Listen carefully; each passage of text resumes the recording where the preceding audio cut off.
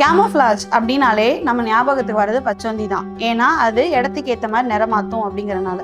அப்போ பச்சோந்தி மட்டும் தான் கேமோஃப்ளாஜ் பண்ணுதான்னு கேட்டால் கிடையாது. நிறைய ஆர்கானிசம்ஸ் கேமோஃப்ளாஜ் பண்ணுது. அது என்னன்றது பார்க்கலாமா? ஸோ நான் வசுப்ரதா, பயாலஜி ஃபேக்கல்ட்டி ஃப்ரம் ஸ்டாரிட்ஸ். அப்போ கேமோஃப்ளாஜ் அப்படிங்கிறது கலர் சேஞ்ச் பண்ணுறது மட்டும் கிடையாது. அதோட என்வாயன்மெண்ட்டுக்கு ஏற்ற மாதிரி பாடி ஃபீச்சர்ஸை மாற்றிக்கிறது இல்லை எக்ஸ்டர்னல் அப்பியரன்ஸை மாற்றுறதும் நமக்கு கேமோஃப்ளாஜ் தான்.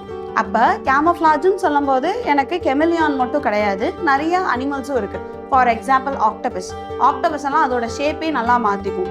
இதே நீங்கள் ஒரு ஃப்ராகோ ஒரு லிசார்டோ எதை நீங்கள் எடுத்துக்கிட்டீங்கனாலுமே அது வாழ்கிற சூழலுக்கு ஏற்ற மாதிரி அதோட பாடியோட நிறத்தை மாற்றிருக்கும்.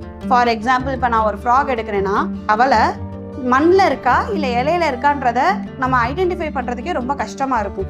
ஏன்னா அது டக்குன்னு பார்க்க மண் மாதிரியே இருக்கும். அப்போ இது நேரத்துக்கு ஏற்ற மாதிரி நிறத்தை மாற்றுதானா? அது மாற்றாது. ஆனால் அதோட எக்ஸ்டர்னல் அப்பியரன்ஸை அது இருக்கிற சூழலுக்கு ஏற்ற மாதிரி மாற்றிருக்கு. இதுவும் கேமோஃப்ளாஜ் தான்.